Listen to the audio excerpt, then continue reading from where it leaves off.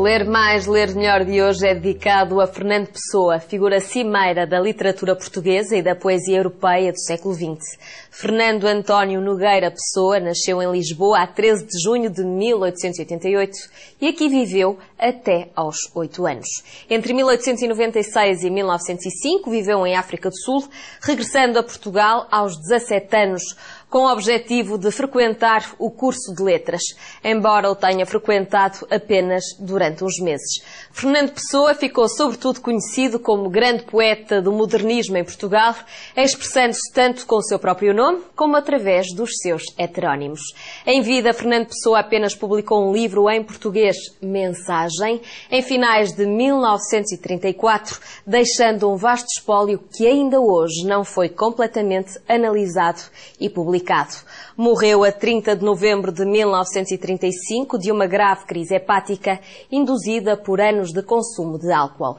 Uma pequena procissão funerária levou o corpo a enterrar ao Cemitério dos Prazeres. Em 1988, por ocasião do centenário do seu nascimento, os restos mortais foram trasladados para o Mosteiro dos Jerónimos.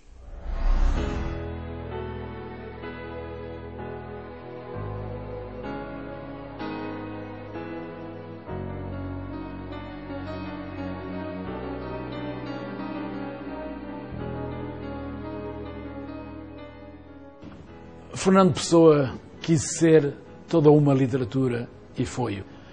A sua obra imensa é também muito variada, não só a dos heterónimos conhecidos, mas também a de um autor que é ficcionista e a ficção principal dele, o Livro de Desassossego, é uma obra-prima da literatura universal. Além de ficcionista, foi ensaísta de vários tipos. Ele, inclusivamente, quis sempre um pensador de Portugal e pensador da política portuguesa ou da realidade portuguesa. Mas ele também se interessou, por exemplo, pelo comércio, pela publicidade, pela astrologia, etc.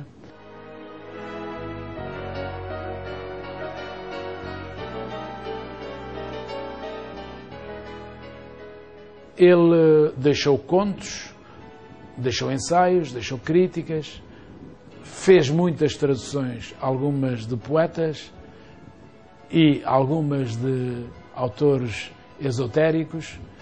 Ele foi uma literatura, mas não só uma literatura, foi uma grande literatura.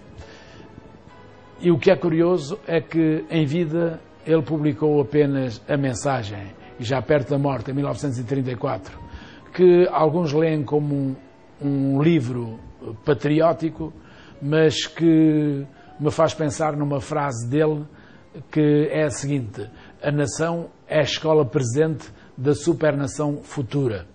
Na realidade, A Mensagem é um livro em que ele talvez tenha querido superar Camões, cumprindo aquilo que ele anunciou em 1912 na revista Águia, como a chegada à literatura portuguesa de um super Camões.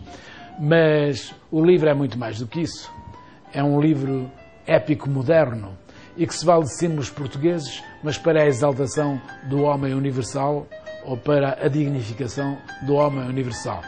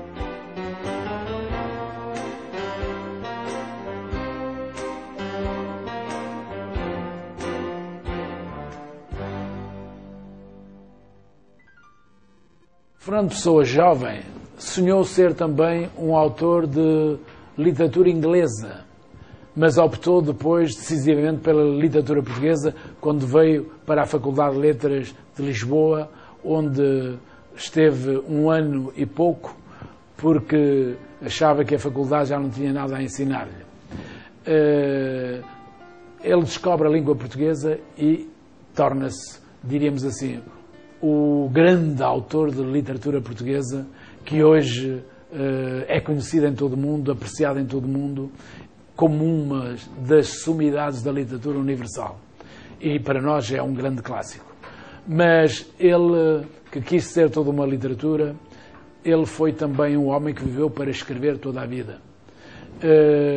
Viveu discretamente, teve muitos quartos em Lisboa, seu lar, mas podia ser um homem rico, porque não lhe faltava talento e dominava línguas, o inglês, o francês, o que ao tempo era raro, e escrevia no inglês perfeito.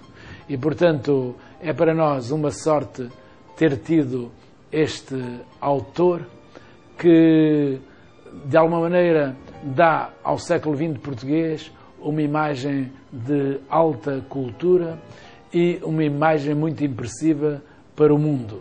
Mas ele que disse que a sua pátria era a língua portuguesa, foi também uma espécie de figura paradigmática, como Camões o é, uma espécie de fundador da nossa modernidade, na medida em que ele pensou toda a vida portuguesa. Ele sonhou, é verdade, com um império, mas um império espiritual de Portugal, que poderia dar um contributo especial a um mundo que, no seu tempo, começava a ser um mundo de mercadoria ou um mundo de tipo civilização americana.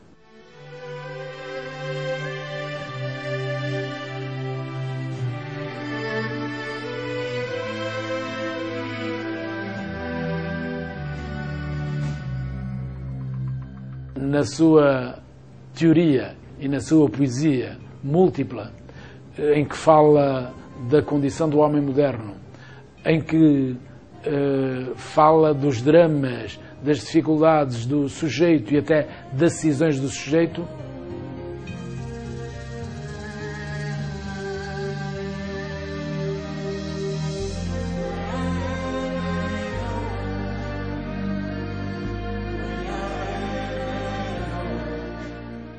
ele tenta superar outros grandes nomes da literatura universal. Por exemplo, como Alberto Caeiro, ele tenta superar os poetas bucólicos, gregos e latinos.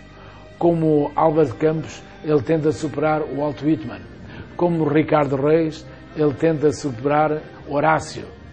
E o poeta, ele mesmo, o poeta dito ortónimo, é também um poeta, diríamos, que funciona quase heteronimicamente.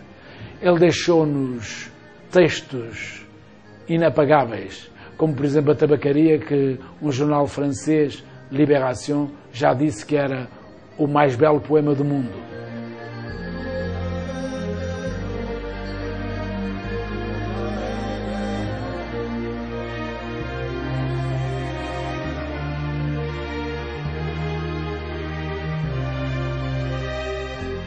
Mas deixou-nos com o nome de Álvaro de Campos, ou de Ricardo Reis, ou de Alberto Caeiro, e com o nome de Bernardo Soares, obras que fazem a nossa alegria, mesmo que sejam às vezes pessimistas. Obras às vezes muito conceptuais, mas sempre muito claras. Como são também os seus ensaios filosóficos, que ele não descurou. E, portanto, é uma sorte para Portugal e para a cultura portuguesa, mas também para o mundo, ter tido um gênio da qualidade de Fernando Pessoa.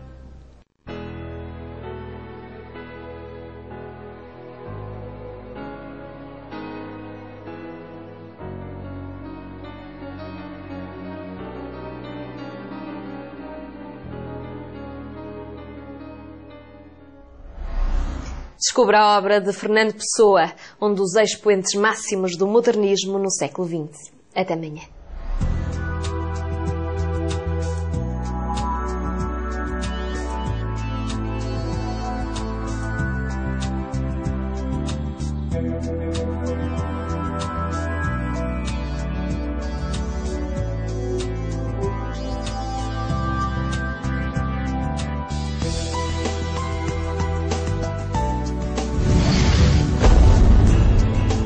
Programa apoiado pelo Plano Nacional de Leitura.